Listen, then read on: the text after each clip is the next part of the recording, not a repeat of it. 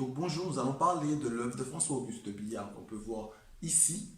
Elle a été créée en 1849 suite à l'annonce de l'abolition de l'esclavage le 27 avril 1848 par la Seconde République. Un peu avant d'analyser cette œuvre, je vous suggère de liker la vidéo, de donner votre vision, vous, ce que vous ressentez lorsque vous voyez l'œuvre, ce qu'elle vous dit, et surtout, si vous avez d'autres informations ou un livre que vous souhaitez nous conseiller, parce que ça nous permettrait de comprendre un peu plus cette œuvre, n'hésitez pas à le mettre dans les commentaires. Donc, pour commencer, lorsqu'on voit l'œuvre, on voit que par rapport au paysage qu'on est dans l'une des colonies françaises, notamment cette espèce de montagne, cette espèce de nuage, et encore les cocotiers, nous montrent cela. Et enfin, le drapeau français qui nous montre qu'on est dans l'une des colonies françaises. On peut voir dans cette œuvre différents groupes de personnes. On voit les colons qui sont habillés, les esclaves qui sont demi-nus. Ensuite, on peut voir des officiels. Ce qui a attiré notre attention, c'est le député qu'on peut reconnaître notamment grâce au ruban bleu, blanc, rouge qu'il a sur le ventre ou encore sur ses habits, qui lui annonce dans une colonie l'abolition de l'esclavage. D'ailleurs, on voit le décret qu'il a dans sa main et on peut voir que ce qu'il annonce et que ce qu'il déclame a différentes réactions sur les deux autres groupes. On peut voir notamment chez les colons, le colon qui a les bras derrière le dos, on a l'impression que lui il a l'air stupéfait. Puis l'autre qui tient l'esclave par son bras, on a plus l'impression que lui, il est mécontent, puisque l'économie de la plantation était basée sur la main-d'œuvre bon marché. Donc lui, il a l'air d'être mécontent qu'il n'est pas prêt de les laisser partir. C'est comme ça qu'on ressent. Puis ensuite, on voit aussi deux autres femmes qui sont au premier plan et une esclave qui semble remercier ces deux autres colons.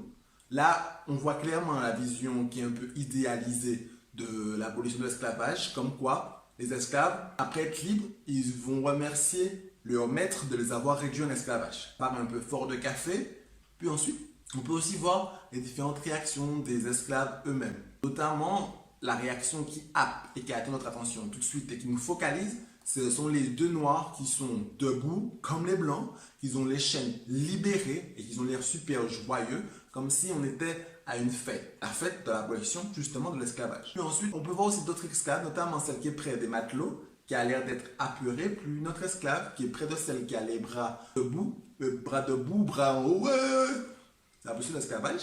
Et on a l'impression que celle-là aussi, elle a l'air très apeurée. Pourquoi elle serait apeurée? C'est une bonne question. Ce que je comprends dans cette peur, c'est surtout peut-être qu'en 1794, il y avait une abolition de l'esclavage et ensuite le premier consul l'a remis en place, ou surtout parce que les Noirs ont tellement intégré que les Blancs, à ce moment-là, les Blancs leur font tellement peur que certes, l'égalité est arrivée, mais n'empêche qu'ils ont tellement intégré et ancré dans leur esprit qu'il n'y a pas vraiment d'égalité ou de justice vis-à-vis de Blancs et Noirs, qu'ils ont toujours peur. Donc on voit déjà à travers ça que certes, par la loi, ils sont libres, mais qu'en fait, dans leur mentalité à eux-mêmes, ceci a eu des conséquences. Donc après, ça peut prêter à discussion aussi. Puis une autre chose qui, moi, et là c'est plus gênant que le fait que des Noirs remercient et que c'est un peu idéal, qui me dérange un peu dans l'œuvre, c'est la grande prépondérance de l'héroïsme de la Seconde République lors de l'abolition de l'esclavage.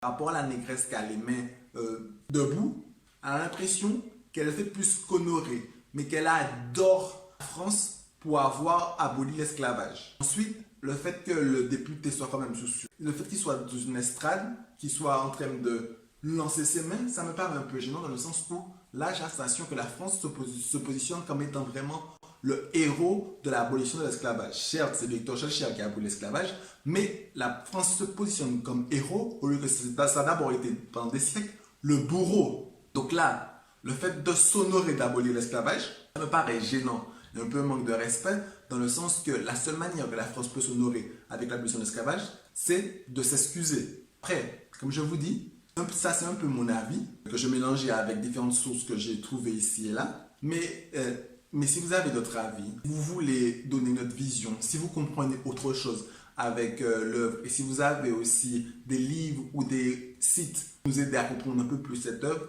n'hésitez pas à le faire dans les commentaires et comme ça on pourra se nourrir et développer notre attention de cette œuvre.